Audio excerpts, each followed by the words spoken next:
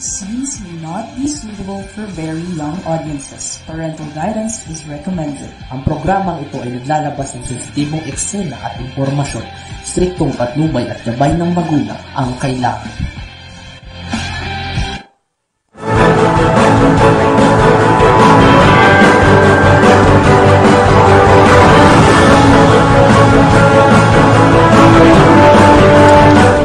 Okay, isang magandang araw po sa atin lahat mga kakampi. Ito na naman po yung lingkod, Feni Codemus, para sa ating Balitang Halian.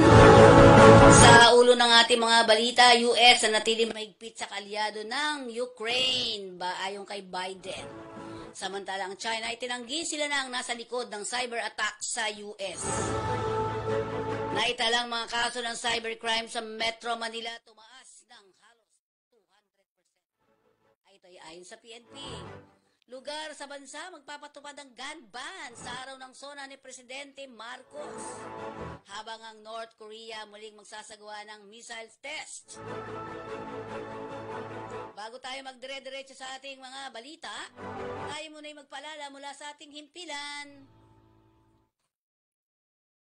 Ayan, ang Sincerity Cafe and Restaurant ay matatagpuan natin sa iba't ibang, sa 6 na branches nila. So you can call 8241-9990 and 8241-9972. And of course, ang best Chinese comfort food, ayan, comfort food ay ang Sincerity. Ipakita natin ang pangalawa nito, ang 8241-9990. Okay, ayan ang mga pagkain. Iba't ibang mga pagkain. Okay, so ayan, di ba? Makikita natin, napakasarap na mga pagkain. Yan, sige. Ang mga pagkain na yan ay pwede kayo maka-order. Di ba? Sa iba't ibang mga branches nila. Meron silang branches sa Quintin Paredes Street, Binondo, Manila. And of course, meron sila sa Banawi Street, Barangay Manresa, Quezon City. At sa Lucky Chinatown Mall ay nasa ground floor po sila. At sa ating namang Guevara, sa may P. Guevara Street, corner Hardboard Street, Little Baguio, San Juan. Meron din sila sa Robinson, sa Magnolia, and SM Mega Mall. Balik tayo sa ating programa. Ayan. At syempre, sabi nga nila ay eto na ang ating mga balita. Nananatili pa rin matatag ang suporta ng US sa Ukraine mula nung lusubin sila ng Russia. Matatag ang suporta ng US sa Ukraine mula nung lusubin sila ng Russia. Ito naging mensahe ni US President Joe Biden matapos ang personal na pakipagpulong kay Ukrainian President Volodymyr Zelensky. Nakapwa sila dumalo sa pagpupulong ng North Atlantic Treaty Organization sa Lithuania. Dagdag pa nito na hindi maaaring puwersahang masakop ang isang bansa na katabing bansa nito. Ba?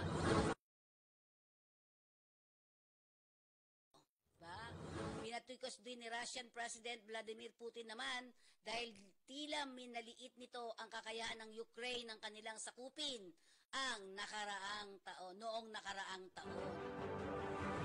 Dakuha natin ang China. Nagsasagawa na ng investigasyon ang White House sa naganap na hacking ng ilang emails ng kanilang government agencies at organization. Ibinunyag kasi ng Microsoft na mula umano sa China ang hackers na nakapag-access sa mga email accounts ng ilang ahensya sa US. Kinumpirma naman ito ng US National Security Advisor na si Jake Sullivan na agad naman nilang naagapan at sila ay naglunsad ng mga investigasyon. Mariing pinabulaanan naman ito ng China, kung saan sinabi ng US na siya ang pinakamalaking hacking empire sa global cyber chip o SIP.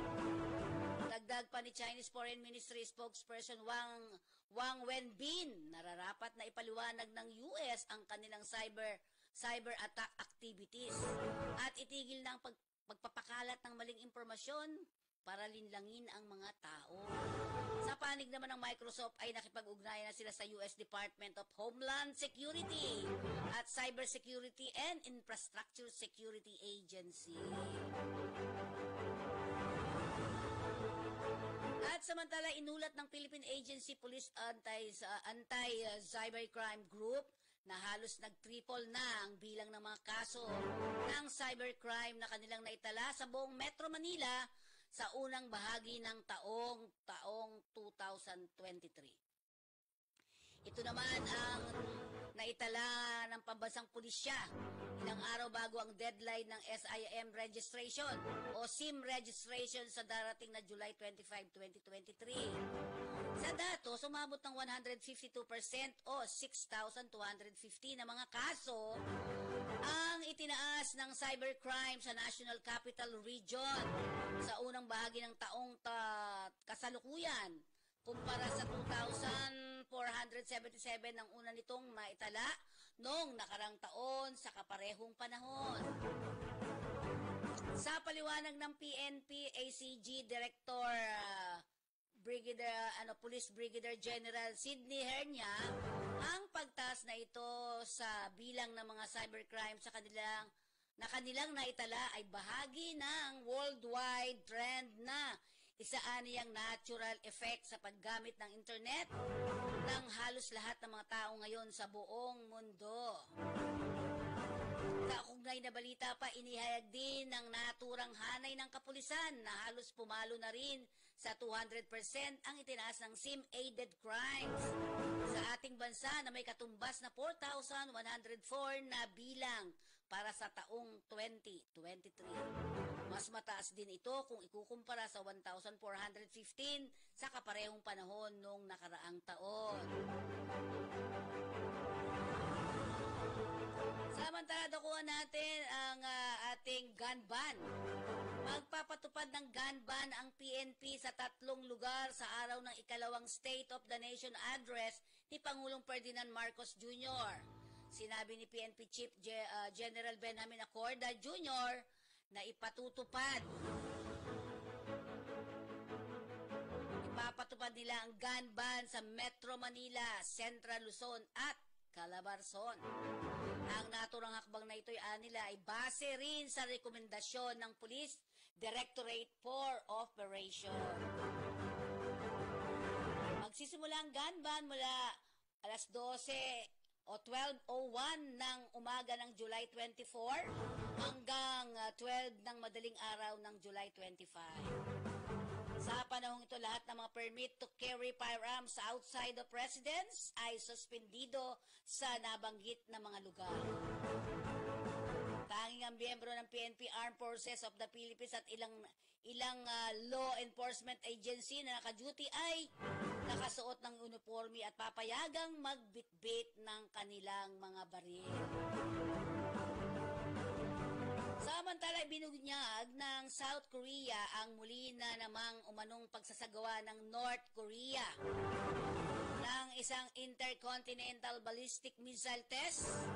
Ang nasabing aksyon ay kasunod lamang ang pagbebenta ng North Korea o pagbabanta ng North Korea laban sa US dahil sa umani ginawa ng US na activity sa ilalim ng teritoryo nila o ang tinatawag nilang reconnaissance. Batay sa inilabas na ulat ng South Korea, posible ang Road Mobile Hwasong 18 ICBM ang sinubukan ng North Korea. Ang naturang uri ng missiles ay isang solid fuel missiles.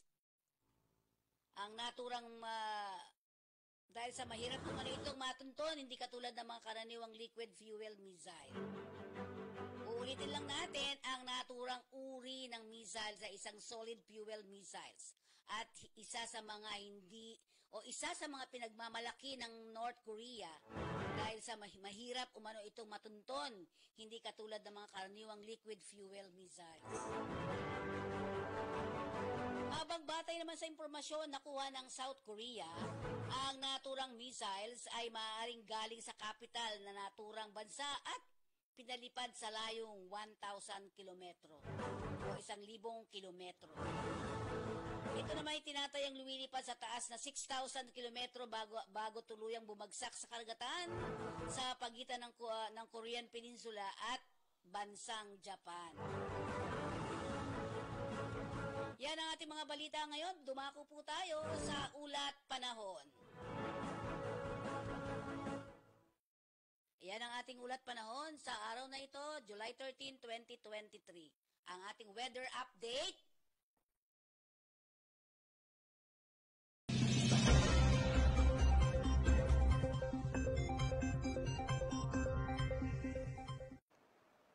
Magandang umaga po sa ating lahat. Ngayon ay araw ng Huwebes, July 13, 2023 at narito ang ating latest weather update kaugnay sa magiging lagay ng panahon para sa araw na ito. Sa kasalukuyan ay patuloy ang ating monitoring dito sa low pressure area na huli nating namataan kaninang alas 3 ng umaga sa layong 295 km sa may silangan ng Infanta, Quezon. Itong nasabing low pressure area ay mababa pa rin yung tsansa na maging isang bagyo within the next 24 hours, ngunit inasa natin na posible itong lumapit sa may bahagi ng Aurora, Quezon at sa may Camarines Norte area, kung saan nagtaas tayo ng weather advisory kagabi, ganap ng alas 11 ng gabi. Inaasahan sa mga nabanggit na lugar ang malalakas na mga pag-ulan dala nitong low pressure area. At samantalang umiiral pa rin itong southwest monsoon o yung hanging habagat sa may southern Luzon, Visayas at Mindanao. Kaya naman dahil sa pinagsamang epekto nitong low pressure area at ng hanging habagat, inaasahan natin na sa buong maghapon ay magiging maulap yung kalangitan na may kalat-kalat na mga pag-ulan, pagkidlat at pagkulog sa bahagi ng Luzon, Visayas at gayon din sa may western and northern sections ng Mindanao. Pinag-iingat po yung ating mga kababayan dyan sa banta ng mga pagbaha at pagguho ng lupa dahil na rin sa posibleng malalakas na ulan dala nitong low pressure area at ng hanging habagat. At para naman sa magiging lagay ng panahon ngayong araw dito sa Kalakhang, Luzon, inaasahan nga natin na magiging maulap yung kalangitan na may kalat-kalat na mga pag-ulan, pagkidlat at pagkulog, especially malalakas yung mga pag-ulan sa may Aurora, Quezon at sa may Camarines Norte sa buong maghapon. At posible rin yung malalakas na mga thunderstorms, especially sa hapon at sa gabi sa nalalabing pang bahagi ng Luzon kasama na dyan yung Metro Manila. Ang agwat ng temperatura sa may Lawag nasa 26 to 32 degrees Celsius, sa may Tuguegarao ay 24 to 32, Baguio City ay nasa 17 to 23 degrees Celsius. Sa may Metro Manila at sa may Legazpi, ang agwat ng temperatura ay nasa 24 to 30 degrees Celsius. Sa may Tagaytay ay nasa 22 to 28. Puerto Princesa at Calayan Islands maaaring umabot ng 30 degrees Celsius. At para naman sa kalagayan ng panahon dito sa Kalakhang, Visayas at Mindanao, inaasahan natin na dahil sa pag-iral ng hanging habagat, ay posible pa rin yung maging maulap yung kalangitan na may kalat-kalat na mga pag-ulan, pagkilat at pagkulog sa buong Visayas, gayon din sa ilang bahagi ng Mindanao, particularly dito sa may Zamboanga Peninsula, sa may Northern Mindanao, Caraga at gayon din sa may BARMM. Samantalang sa nalalabing bahagi naman ng Mindanao, especially dito sa may bahagi ng Socsargen at sa may Davao Region, bahagi maulap hanggang sa maulap yung kalangitan, possible pa rin yung mga thunderstorm events dahil pa rin sa epekto ng hanging habagat. Agwat ng temperatura sa Iloilo nasa 25 to 30 degrees Celsius, sa may Metro Cebu 26 to 30, Tacloban 26 to 31, sa may Zamboanga City at sa may Cagayan de Oro ang agwat ng temperatura ay nasa 25 to 31 degrees Celsius, at sa may Metro Davao naman ang agwat ng temperatura ay nasa 25 to 33 degrees Celsius. At para naman sa kalagayan ng ating karagatan, sa ngayon ay wala pa rin tayo nakataas na gale warning sa namang baybayin ng ating bansa. Banayad hanggang sa katamtaman ng mga pag-alon lamang ang mararanasan sa lahat ng baybayin ng ating bansa, bagamat posible pa rin yung matataas na alon tuwing magkakaroon ng mga severe thunderstorm events. At para naman sa ating 3-day weather outlook sa mga pangunahing syudad ng ating bansa, especially dito sa may Luzon at sa may Visayas, inaasahan natin na magiging maulap pa rin yung kalangitan na may kalat-kalat na mga pag-ulan, pagkidlat at pagkulog hanggang sa buong weekends. Dahil pa rin yan sa epekto ng low pressure area at ng hanging habagat. Kaya pinag-iingat pa rin yung ating mga kababayan sa banta ng mga pagbaha at pagguho ng lupa, especially sa mga low-lying areas at sa mga bulubunduking mga lugar. At dito naman sa may Mindanao, inaasahan natin na magiging bahagya maulap hanggang sa maulap yung kalangitan, possible pa rin yung mga thunderstorms, at magiging maulap yung kalangitan bukas sa may Zamboanga Peninsula dahil pa rin sa epekto ng hanging habagat. Ang agwat ng temperatura sa Metro Manila ay nasa 23 to 31 degrees Celsius. Dito naman sa may Baguio City, 17 to 23. Sa may Metro Cebu or sa may Legazpi, ang agwat ng temperatura ay nasa 24 to 31 degrees Celsius. Sa may Metro Cebu, 25 to 31 degrees Celsius. At sa may Metro Davao naman ay 24 to 33 degrees Celsius. At ang haring araw ay sisikat ngayong 5:34 ng umaga at lulubog naman mamayang 6:30 ng gabi. At para sa karagdagang updates, lalong-lalo na sa mga thunderstorm and rainfall advisories, gayon din sa mga rainfall warnings, ugaling bisitahin ang ating Twitter at Facebook page, DUST_Pag-asa. At para sa karagdagang impormasyon, bisitahin ang ating website at bagong.pag-asa.ust.gov.ph. At yan po muna ang latest mula dito sa Pag-asa Weather Forecasting Center. Ito po si Patrick Del Mundo. Magandang umaga po at mag-ingat po tayong lahat.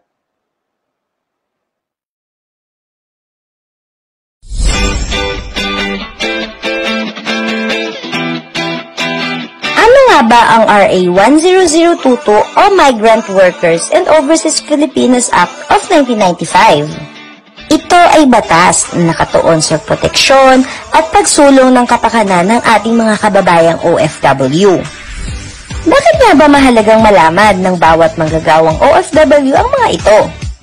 Dahil ito ay makakatulong upang malaman ang mga karapatan bilang isang manggagawa tulad na lamang ng mga sumusunod. Pagbabawal sa paniningil sa mga manggagawa ng illegal recruitment fees at iba pang panggastos. Malayang paghahanap ng trabaho at paghahanap ng mapapasukang hanap buhay. Karapatan sa laban panghimasok sa pansariling pananahimik. Karapatan sa pamamahinga at paglilibang.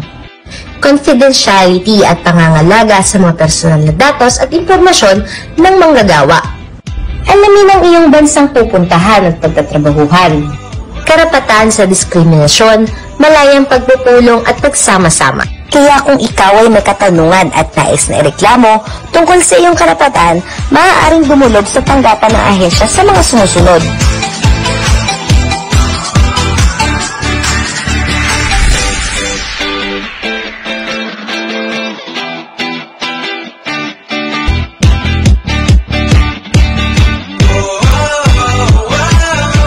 Ngayong alam mo na ang kalagahan ng iyong karapatan bilang isang manggagawa, huwag hayaan na ikaw ay busuin at ipaglaban ang iyong karapatan. Ingat ka, bayan!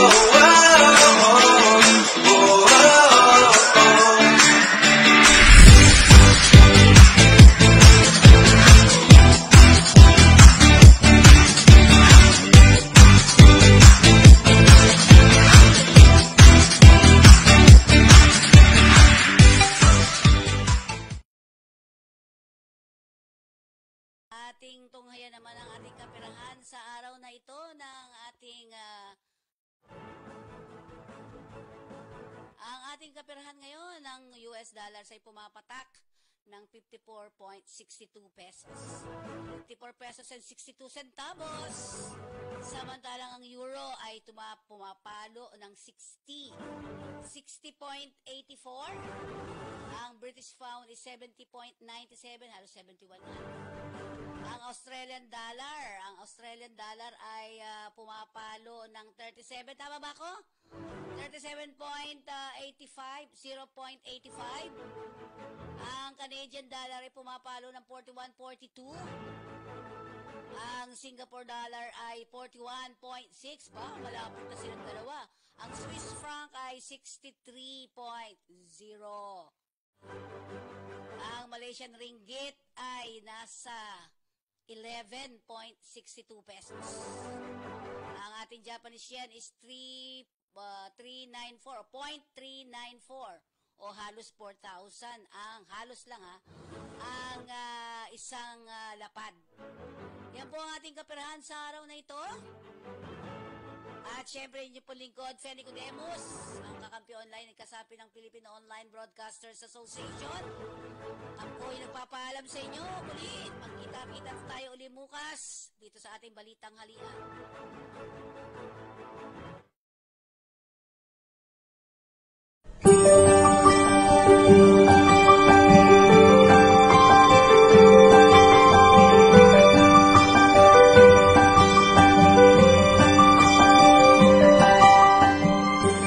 Bawat isa sa atin ay nagnanais ng magandang buhay para sa ating pamilya.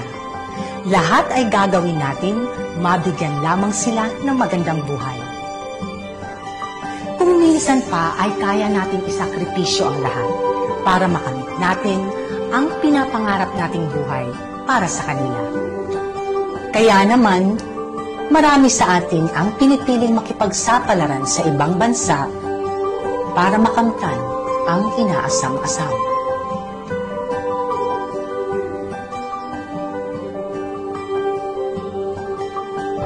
Malungkot man ang mawalay sa kanila, isasakripisyo na natin ang sariling kaligayahan. Ngunit ang hindi alintana ng mga OFWs ay ang mga panganib na kailangan nilang harapin sa ibang bansa. Marami sa mga OFWs ang nakakaranas ng pang-aabuso, pananakit, at paghihirap sa kamay ng kanilang mga amo.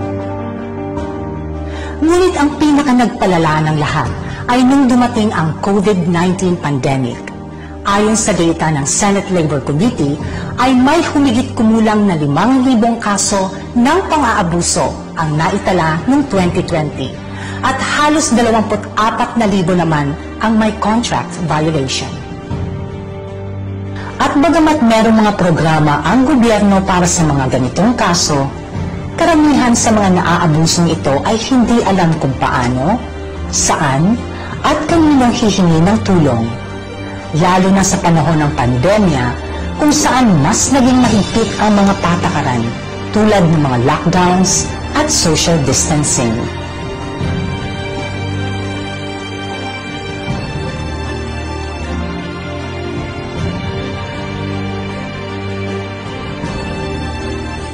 Ano nga ba ang mga dapat mong gawin para masiguro na maging maayos ang buhay bilang isang OFW at maiwasang maabuso sa ibang bansa?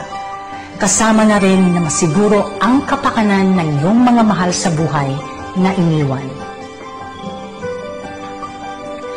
Una sa lahat, siguraduhin na legal at dumaan sa tamang proseso ang inyong mga papeles. Naglipa na ang mga illegal recruiters.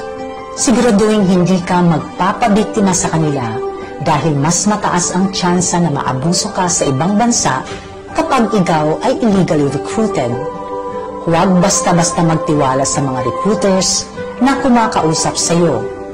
Kailangang merong tamang agency ang maglalakad ng papeles mo at siguraduhin na merong job order na ibibigay sa iyo upang masigurado na merong naghihintay sa iyong trabaho pagdating mo sa bansang pupuntahan mo.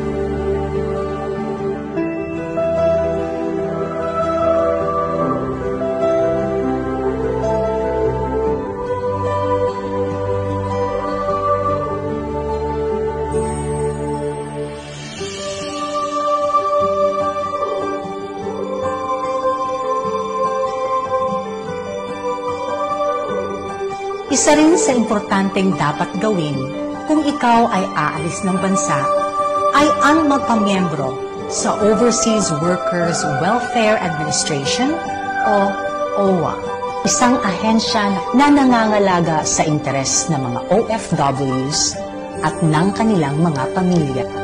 Merong mga benepisyo ang pagiging kasapi ng OWA tulad ng life insurance, dismemberment benefits, total disability benefit, burial benefit, at marami pang iba. Para sa mas komprehensibong detalye ukol sa mga benepisyo ng pagiging member ng OWA, bisitahin ang www.owa.gov.ph.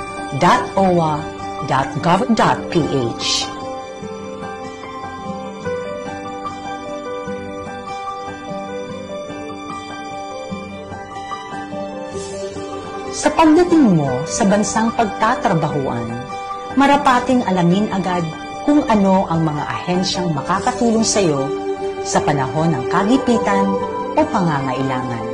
Ang Philippine Embassy ang siyang pinakapinuno na kumakatawan sa mga Pilipino sa ibang bansa. Kadalasan sila ang pinupuntahan ng mga OFWs kapag mayroon silang pangangailangan o problema. Alamin ang lokasyon nito sa bansang inyong pinuntahan, pati na rin ang kanilang contact number para handa ka sa oras na kailangan sila.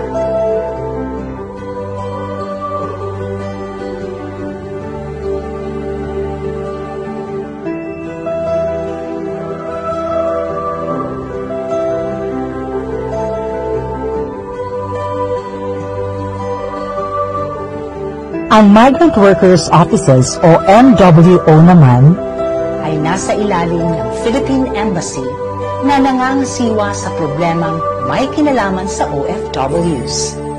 Ilan sa mga karaniwang problema na tinutugunan nito ay mga problemang kaugnay sa kontrata tulad ng mga napasok, nawawala, contract swapping, at di tinapos na kontrata.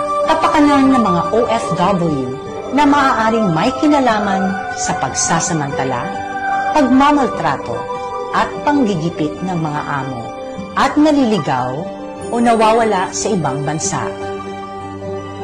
Prevention is better than cure, sabi nga nila. Kaya't laging mas mabuting handa tayo sa anumang bagay. Ngunit kung minsan ay may mga bagay tayong hindi maiiwasan. Pwede pa rin tayong mabiktima sa kabila ng ating mga pag-iingat. Kailangan mong tandaan na bilang isang OFW ay merong nakalaang benepisyo ang ating gobyerno. Kung ikaw ay isang OFW na naging biktima ng pang-aabuso at nakabalik na sa Pilipinas, pumunta lamang sa OWA upang malaman ang mga steps na kailangang gawin upang makuha ang mga benepisyo. Huwag kang mag-atubili na gawin ito dahil ito ay karapatan mo.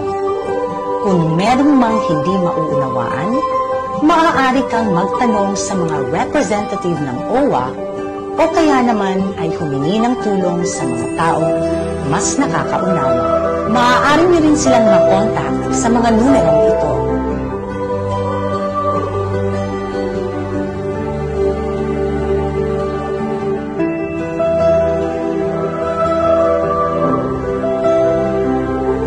Dapat malaman mo, bilang isang OFW, ikaw ay may karapatang mamuhay ng marangal, maayos, at may dignidad.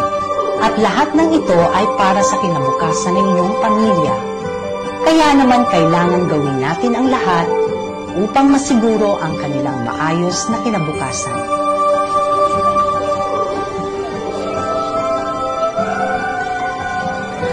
Mga OFWs, laging tandaan na hindi kayo nag-iisa. Laging may kakampi sa anumang hamon na haharapin sa iyong buhay.